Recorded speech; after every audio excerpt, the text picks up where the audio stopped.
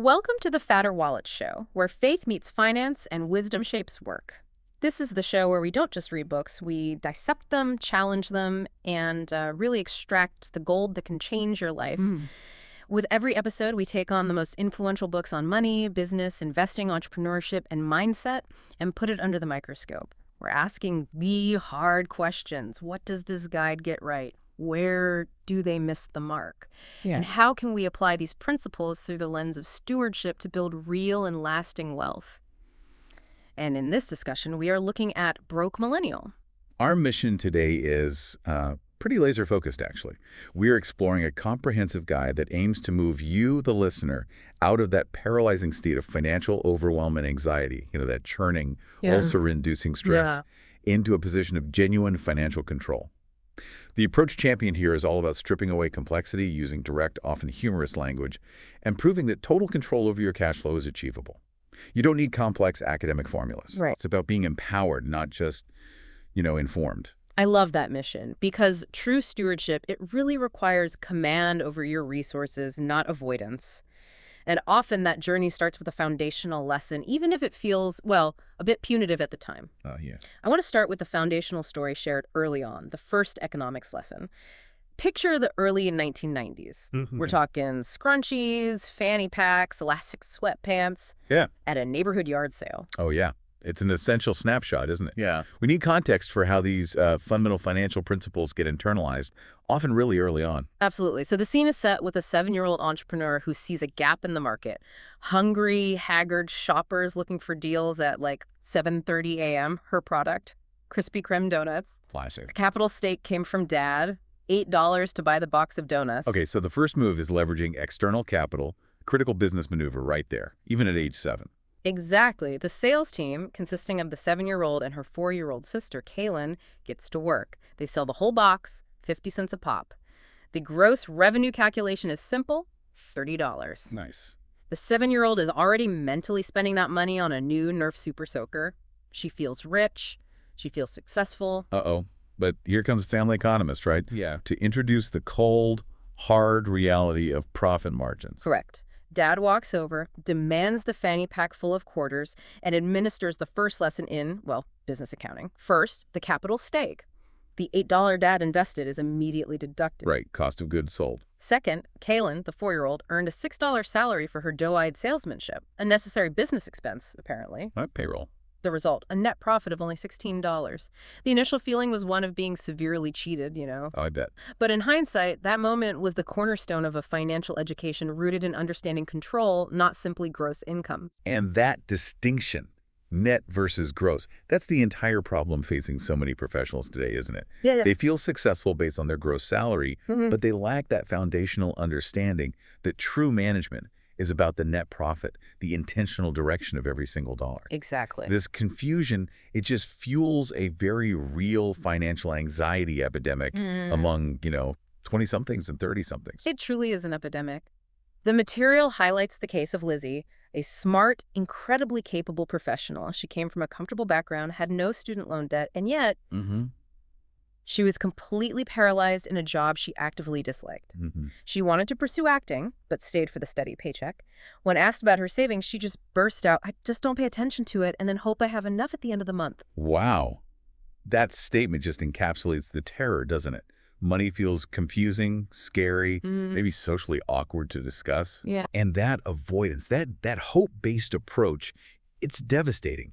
It means she can't take career risks. It means she perpetually lives paycheck to paycheck despite a comfortable salary, and worse. The failure to address that anxiety and delay saving now can literally force someone to work decades longer than necessary. Maybe even until they kick the bucket, as the guide starkly puts it. It's a grim outlook. So, before we even touch a spreadsheet, the instruction is clear. You absolutely must address the psychological roadblocks. We're in Chapter 2 territory here, confronting the why behind those difficult spending or saving patterns. This is the mental homework required before taking any actionable steps. Yeah, and that's crucial. If you attempt to change your behavior without understanding your deeply rooted psychology, failure is almost guaranteed. You'll slip up, feel guilt, and just revert to the comfort of old habits. The goal is to recognize the financial parental blueprint that you've subconsciously inherited. Okay, let's analyze some of the common blueprints described. Scenario 1. Constant arguments.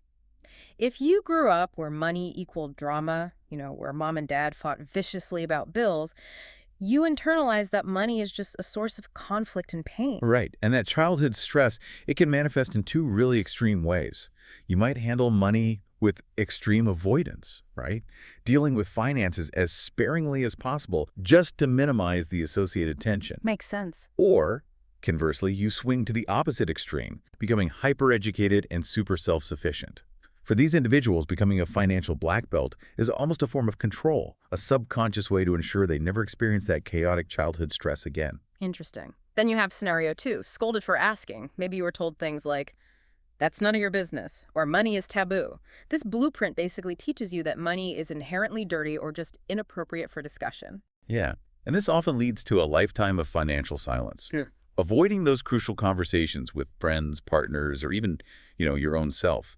It means you struggle to advocate for higher pay or negotiate better deals or ask for help when you truly need it, and that costs you thousands over time. Huge cost, and perhaps the most dangerous one, scenario 3.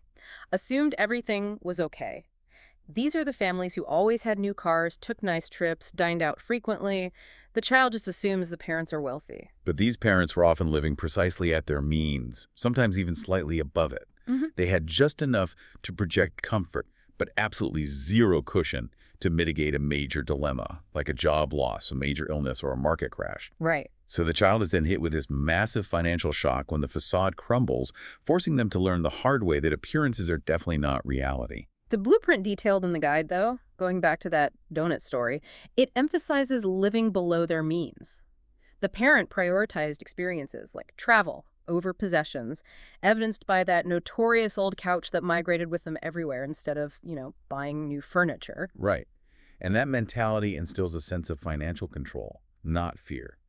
But even with a sound blueprint, those internal hangups can persist, right? Like agonizing over small purchases or using the excuse, I can't afford that, until friends just stop extending invitations.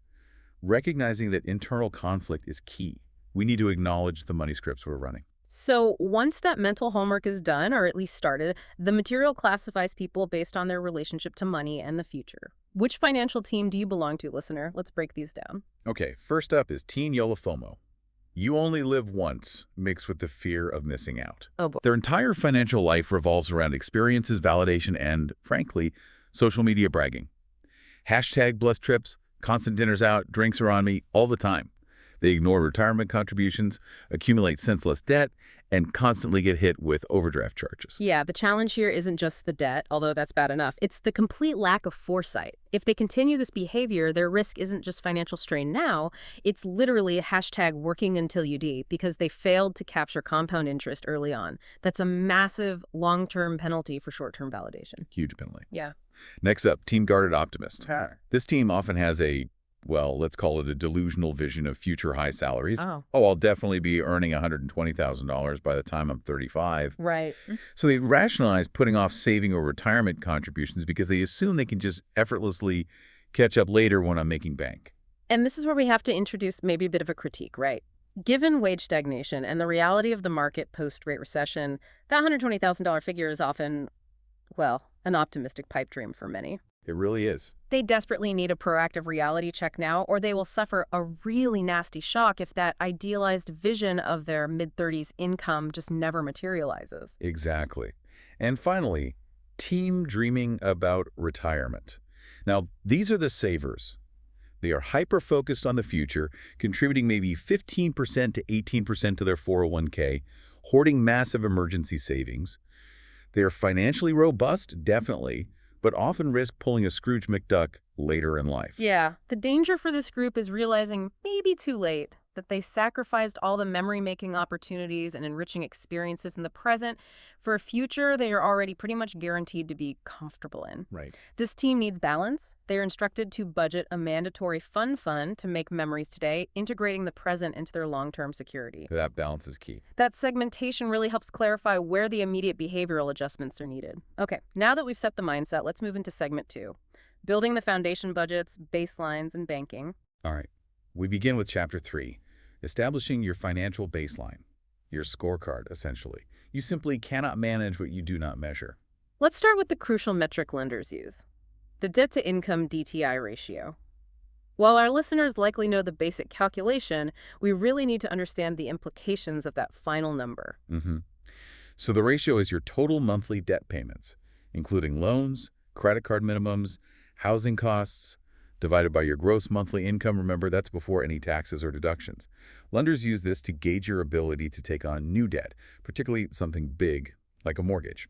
And the magic number is key here. Lenders generally prefer 43% or less for mortgage qualification. Why? Because historical data shows people exceeding that threshold are significantly more likely to default. Right. But, for personal well-being and just having some breathing room, the recommendation is actually 40% or less. Furthermore, it's essential to understand that DTI weighs secured debt, like mortgages or car loans, differently than unsecured debt like credit cards or personal loans. Ah, good point. High unsecured debt aggressively drives up that ratio, and it signals financial distress to lenders, making a high DTI a real barrier to future opportunities. Okay, so moving to the big picture. The net worth snapshot. This can be daunting, I think, especially for younger individuals maybe carrying heavy student loan debt, where the number might start deeply in the red. Yeah, it can feel discouraging at first. Net worth is deceptively simple on paper. Total assets minus total liabilities.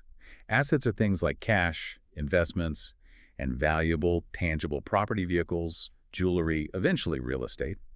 Liabilities are simply everything you owe, loans, credit card debt, even that Venmo balance you owe your roommate. Right. The critical nuance here, though, is that your primary residence, while definitely an asset, isn't liquid, right? If you're calculating net worth for lending or maybe financial safety purposes, you need to know how much liquid cash you have immediately accessible. Exactly. Tracking net worth regularly, even if it's currently negative, forces you to confront the reality of your spending and ensures you see concrete progress as you climb out of the red. It becomes motivating over time. And that confrontation brings us inevitably to the dreaded B word, budgeting. Ugh. But for those who feel utterly overwhelmed, the guide offers some training wheels. The first is the cash diet. How does this entry-level method work? Okay, the cash diet. You start by subtracting all your non-negotiable amounts. Yeah. Your fixed bills, automated retirement contributions, and any savings goals right off the top from your total income. Got it. The cash that's left over is then divided weekly. That cash becomes your total spending allowance for everything else, food, entertainment, coffee, whatever. Once the cash for the week is gone, spending stops. Period. This method provides immediate, palpable feedback, doesn't it? The story of the post-college roommate is perfect here, realizing, wow, I spend nearly $20 a week buying bottled water.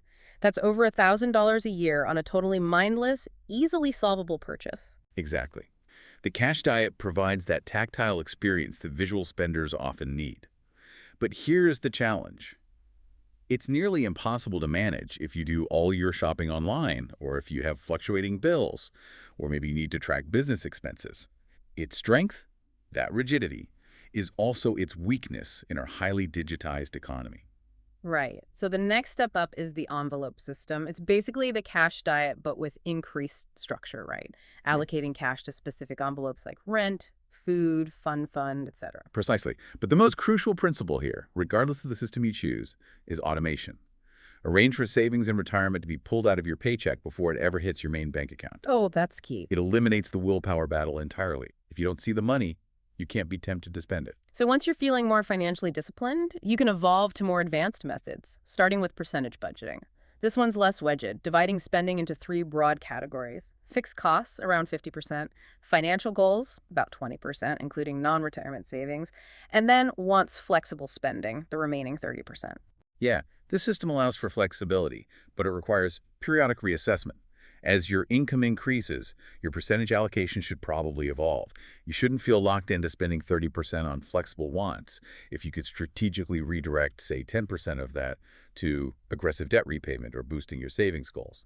It needs adjustment. Okay, makes sense. Then there's the black belt of budgeting tactics, Yeah, the zero-sum budgeting. This system requires assigning a distinct job to every single dollar, making sure that income minus expenses equals 0. exactly. And the key objective here is a complete and, I think, necessary mindset shift, aiming to use last month's income to cover this month's expenses. This is really the gold standard for breaking that paycheck-to-paycheck cycle. It demands hyper-intentionality. Let's use the Robin example, the reporter. She earns $3,700 after taxes. Her total fixed expenses come out to $2,913.99. That leaves a surplus of $786.01. That money can't just sit there in checking, right? Nope. That surplus must be assigned a job until the budget is zeroed out.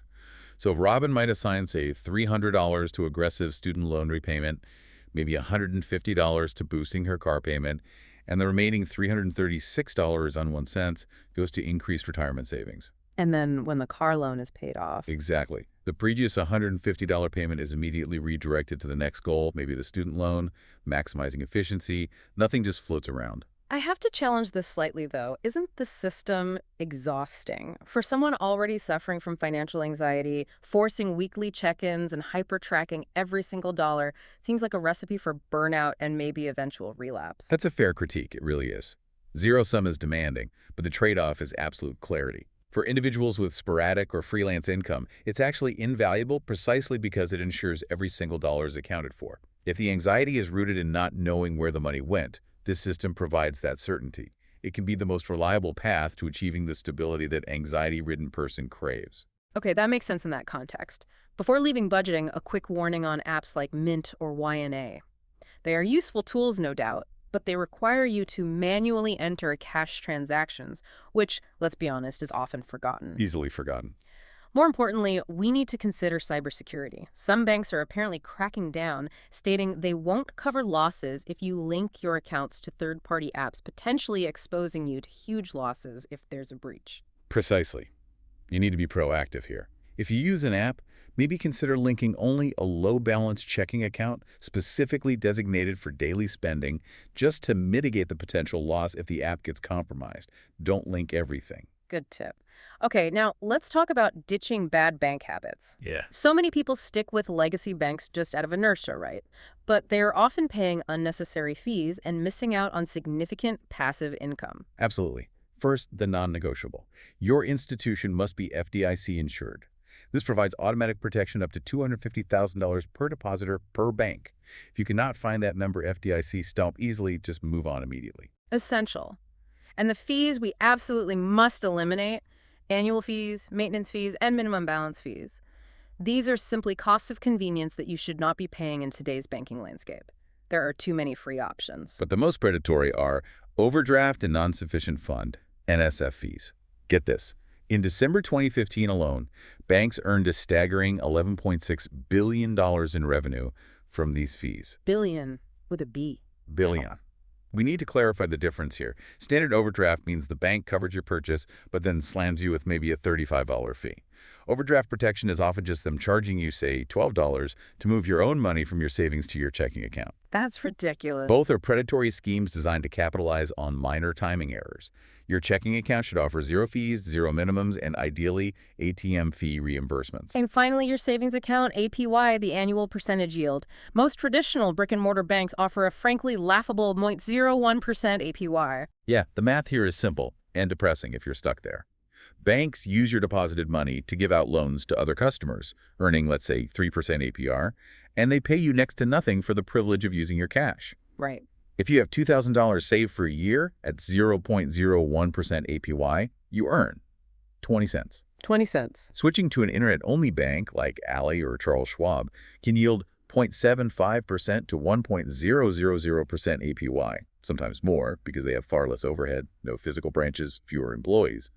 At 1.00%, that same $2,000 earns $20. That's a passive 100-fold increase in earnings for the exact same amount of money just sitting there. The difference alone can easily pay for the value derived from this entire guide. That's the difference between passive acceptance and active financial stewardship. Couldn't agree more. Let's move to segment 3, mastering credit and slaying debt. All right, credit scores. They are the financial gatekeepers, aren't they? They're like your report card for life, influencing everything from housing rates to insurance premiums.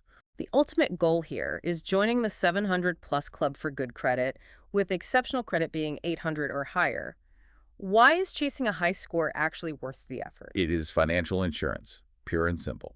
A strong score means you qualify for the lowest possible interest rates on major loans, mortgages, cars, refinancing student debt. Saving even half a percentage point on a 30-year mortgage can literally save you tens of thousands of dollars over the life of the loan. Tens of thousands. Plus, it gives you access to the best reward credit cards, which can be quite valuable if used responsibly. Okay, we have to immediately debunk the most persistent myth out there. You absolutely 100% unequivocally do not need to carry a balance month to month and pay interest to build a strong score. Ugh, that myth. It just won't die. It's rooted in lenders wanting to make money off your interest payments. You need to show utilization, that you use the credit, but you must pay the bill off on time and in full before the grace period ends. You can build perfect credit without paying a single penny of interest. It's so important. When analyzing the score composition, two factors matter most. Payment history accounts for a massive 35% of your score. Huge. Pay every bill on time. Even one late payment can ding your score significantly. The second is amounts owed utilization ratio, which is another 30%. What exactly is utilization? Utilization is simply how much of your available credit limit you actually use.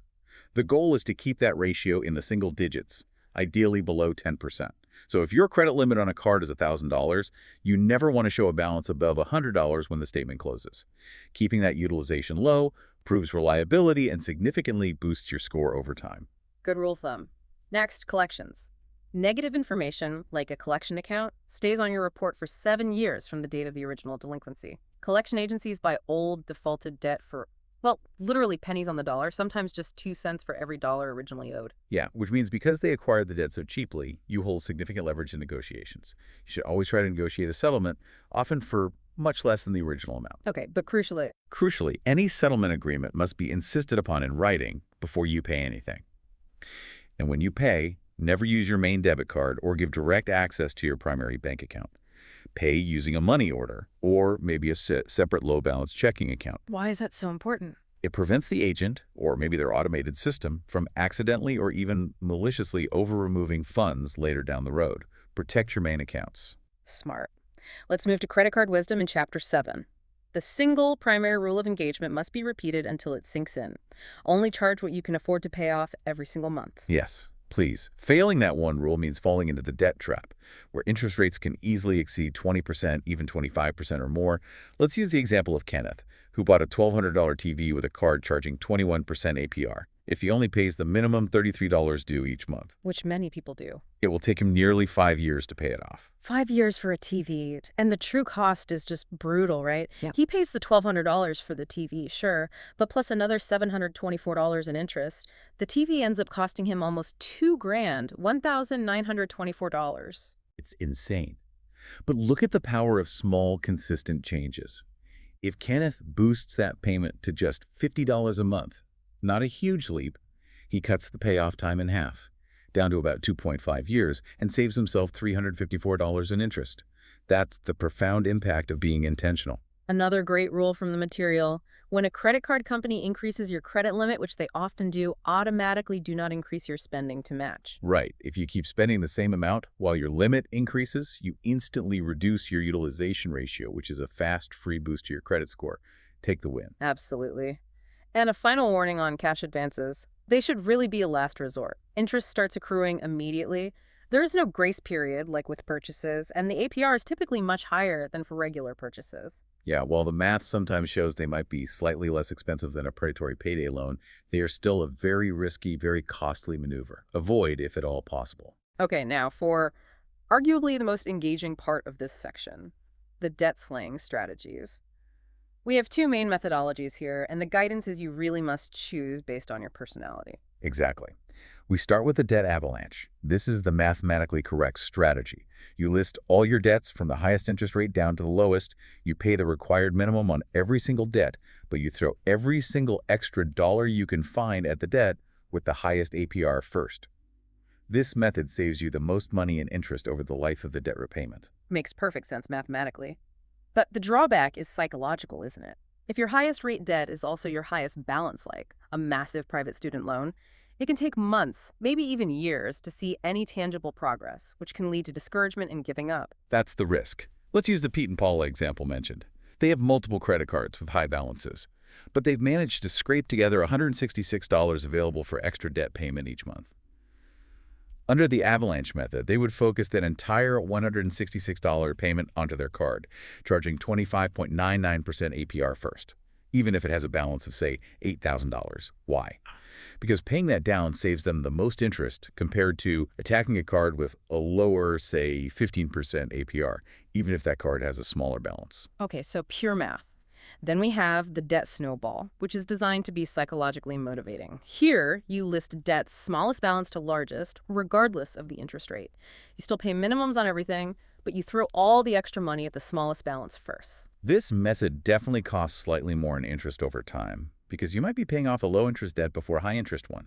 But the quick wins, that emotional high you get from seeing a debt completely disappear relatively quickly, provides massive motivation to keep going. Yeah, I can see that. The argument presented is that if the snowball is a system that guarantees you finish the journey because you stay motivated, then it's actually the superior choice for you, because completion is the ultimate goal, not just saving the absolute maximum interest. Choose the method that works for your brain.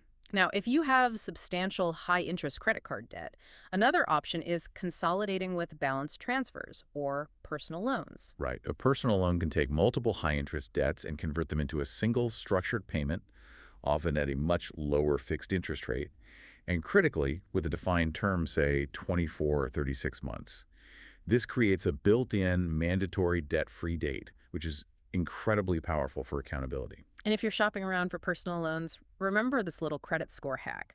If you do all your shopping and submit your applications within a short window, usually about 14 days, the credit bureaus typically treat all those inquiries as only one single inquiry on your report. Yeah, they recognize your rate shopping, not desperately trying to open multiple lines of credit at once. So Right. shop around for the best rate in that window. Good to know. But the guide is extremely clear, and we need to echo this. Avoid payday loans and title loans, like the absolute plague. Please, yes. Their annualized interest rates often hit 300% APR or even more. It's predatory lending. With title loans, failure to pay means your collateral, often your car, your only means of reliable transportation, can be repossessed. That is a hole that is incredibly difficult, sometimes impossible to dig yourself out of. Just don't go there. Okay, that brings us smoothly to segment 4. The long game addressing systemic issues like student loans and setting up true long-term financial security. We absolutely must tackle the student loan monster first. The material is adamant here. Always, always choose federal loans over private loans whenever possible. The difference is just night and day, isn't it? Federal loans are, relatively speaking, benevolent. They offer subsidized interest options, meaning the government pays the interest while you're in school for some loan types. They offer grace periods after graduation, deferment, and forbearance options during times of hardship. But the most crucial perk they offer are the income-driven repayment IDR plans. IDR plans are a total game changer for many borrowers because they cap your required monthly payment as a percentage of your discretionary income.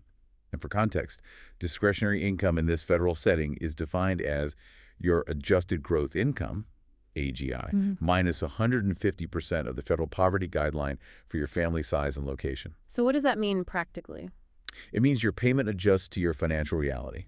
If you take a lower paying job or lose your job, your required payment shrinks, sometimes even down to zero, without defaulting. Wow. A private lender does not care about your discretionary income, right? They want the agreed upon amount, period, no matter what career choice you make or hardship you face. Exactly. Therefore, refinancing student loans can be a great tool, but mainly for private loans to get a lower rate, or for federal loans only if you are very career stable, have excellent credit, think 700 plus, and are aggressively paying down the debt anyway. But here is the massive warning, and it needs flashing lights.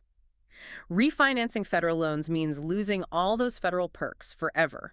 Eligibility for forgiveness programs, access to IDR plans, and the safety net of deferment and forbearance. Once you refinance federal loans into a private loan, there is absolutely no going back. It's a one-way street, so that decision requires extreme confidence in your future financial stability. Don't do it lightly. But regardless of the loan type, federal or private, here is a quick win that applies to everyone with student debt.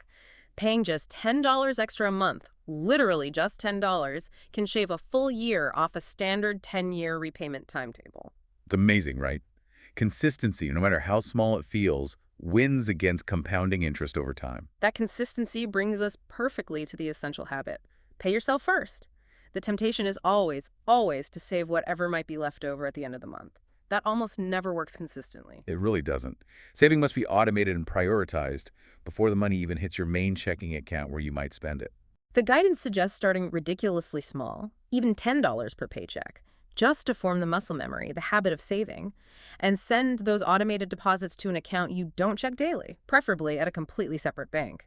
Out of sight, out of mind is the ultimate behavioral hack for successful saving. It truly is. And this automated saving is the mechanism for building the, shall we say, emphatically named fuck off fund. Yes. It's not just a basic emergency fund. It's described as a critical savings cushion, starting with maybe $1,000, but eventually growing to 3 to 6 months of essential living expenses.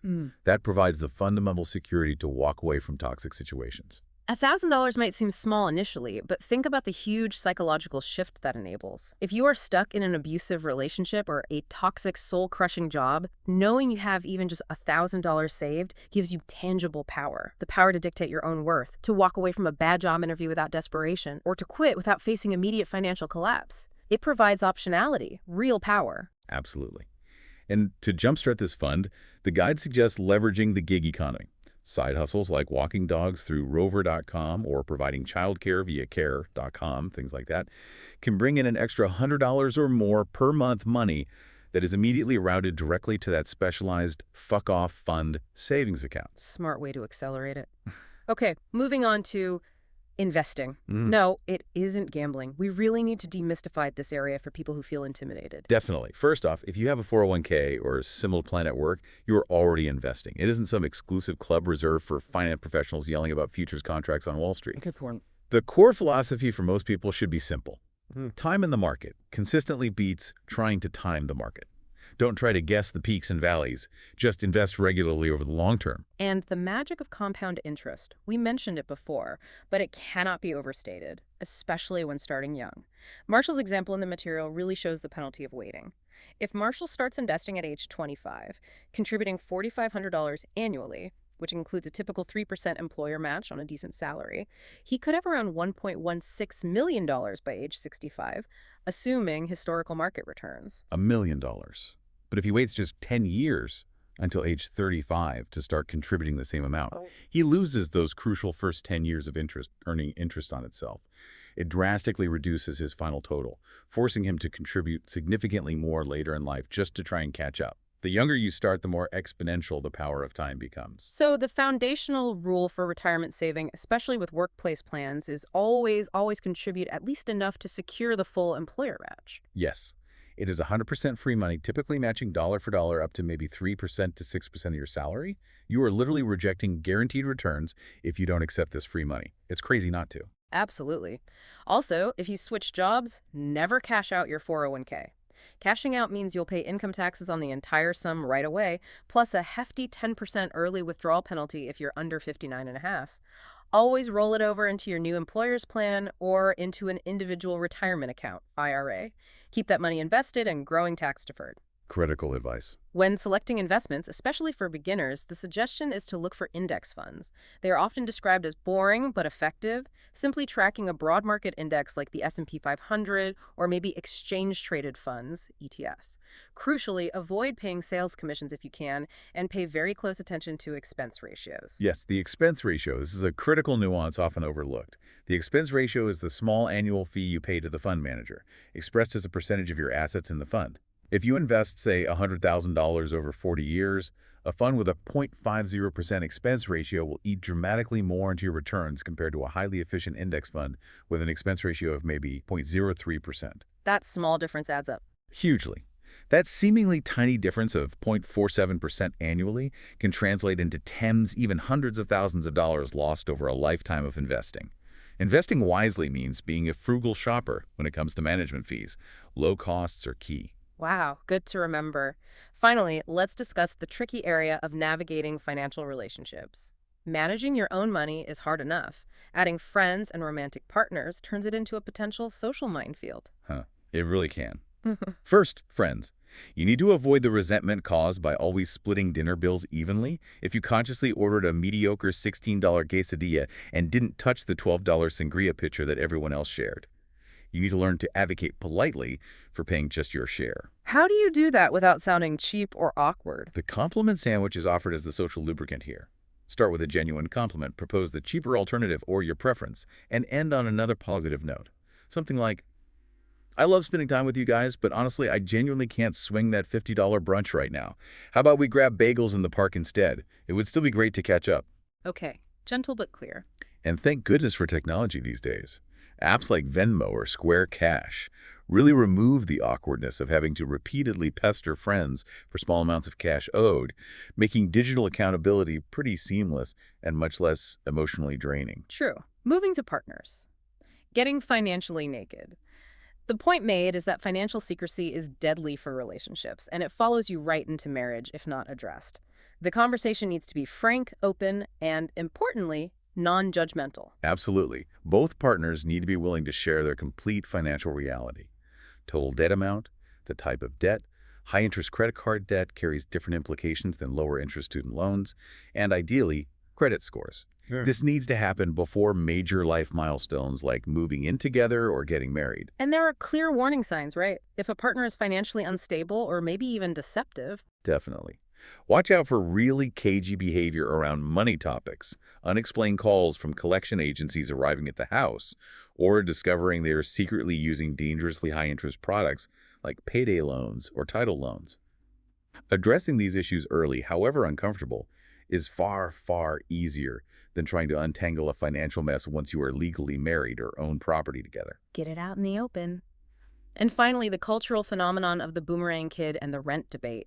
It's acknowledged that millennials and Gen Z are often moving back home not just due to laziness, but due to significant macro factors.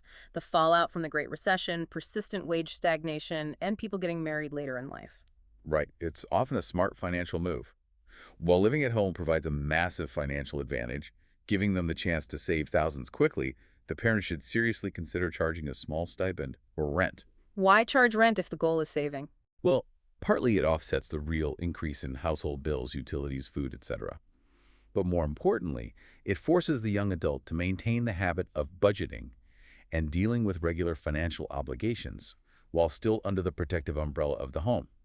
It keeps them financially engaged.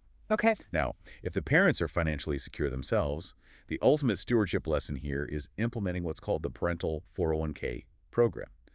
The child pays a set amount each month as rent, but the parents secretly set all that money aside into a dedicated savings account for the child without telling them immediately. Oh, interesting. Forced savings. Exactly.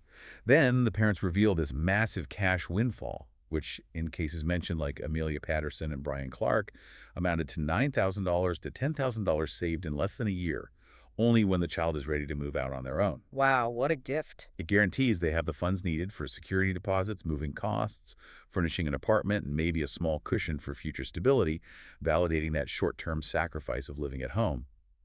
The wisdom in that approach is pretty undeniable. That's fantastic. So what does this all really mean when we put it together? We've covered a pretty complete roadmap here, from addressing your inherited psychological barriers and figuring out which financial team you're on, to implementing practical strategies like zero-sum budgeting, mastering your credit, and efficiently slaying debt by choosing the snowball for motivation or the avalanche for pure math. The ultimate takeaway, I think, is that financial empowerment is personal control. It provides the ability to dictate your own life choices, whether that means having the freedom to move to a new city, change careers, or simply having the resources for that crucial fuck-off fund when you need it most. Well said. And we've seen throughout this that small, consistent actions, like paying just that extra $10 on a loan or achieving a 1.00% APY on your savings versus a pitiful 0.01%, can compound dramatically over time. So here's a final thought. If you apply that same logic, that same belief in consistency and intentionality to your professional negotiation skills, what raise, what promotion, or maybe what fee reduction could you achieve next week by simply being intentional and asking for what you deserve? Great provocative thought to end on. If you enjoyed today's discussion, be sure to subscribe our YouTube channel, social media accounts, and visit fatterwallets.com for more content, resources, and tools to help you live wisely and build wealth with purpose.